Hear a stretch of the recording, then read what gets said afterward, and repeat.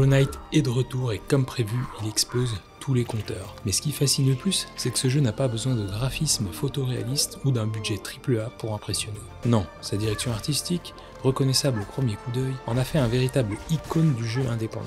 Aujourd'hui, je vous propose de plonger dans les secrets visuels de ce style si particulier et surtout de voir comment vous pouvez aussi recréer un décor digne de cet univers culte. Alors installez-vous confortablement, préparez vos tablettes et votre logiciel de dessin préféré et entrons aujourd'hui dans le monde mystérieux d'Hollow Knight.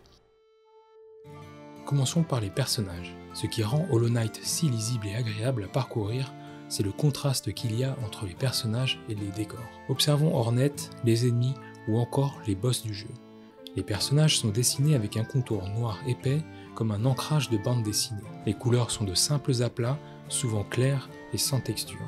Cette simplicité assumée permet de distinguer instantanément les personnages, même dans les environnements les plus détaillés. Ce choix n'est pas qu'esthétique, il est fonctionnel.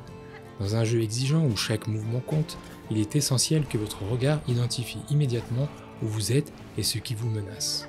Passons maintenant au décor. L'une des signatures visuelles de Hollow Knight, c'est sa profondeur de champ ultra courte, qui donne un effet macro, comme si on photographiait des insectes. On peut découper les scènes en 3 grandes parties. L'arrière-plan, le plus loin est flouté, très astucieux puisque cela permet de ne pas avoir à dessiner trop en détail les décors.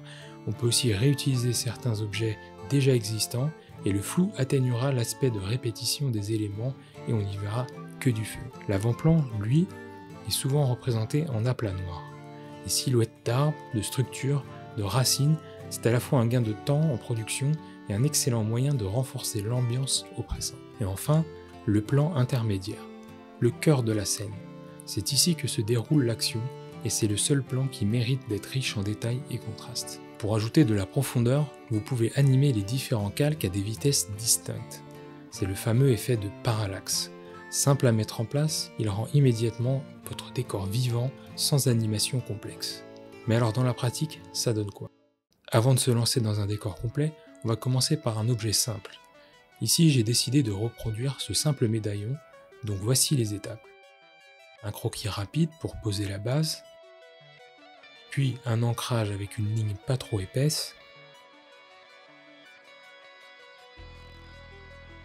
des hautes lumières ciblées, c'est les lumières qui vont naturellement créer du relief. Les dégradés sont subtils, fondez progressivement vos lumières vers les ombres pour adoucir l'ensemble.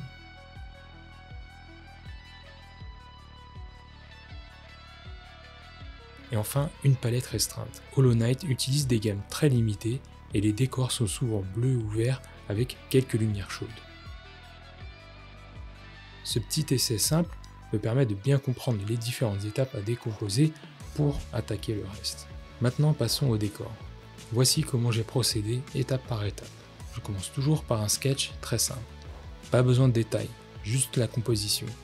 Ici j'ai choisi un décor steampunk, un gigantesque hangar, une horloge monumentale en arrière-plan et des engrenages géants qui renforcent le côté mécanique. L'univers de Hollow Knight est rempli de détails environnementaux qui racontent une histoire. Les barrières, les objets, tout semble avoir une signification.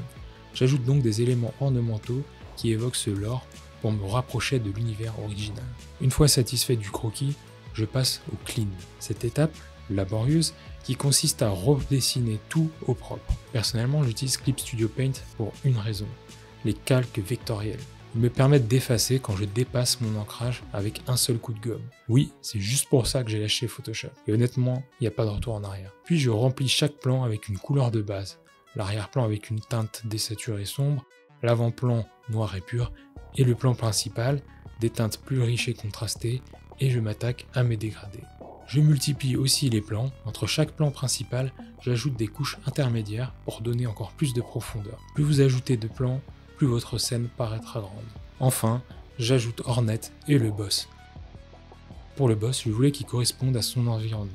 Alors il aura une horloge sur le torse et des engrenages autour. Leurs contours noirs et leurs aplats clairs contrastent naturellement avec le décor sombre, les rendant immédiatement visibles. Et enfin, voilà le résultat final. Avec ces étapes, vous avez tout ce qu'il faut pour créer un décor digne de Hollow Knight.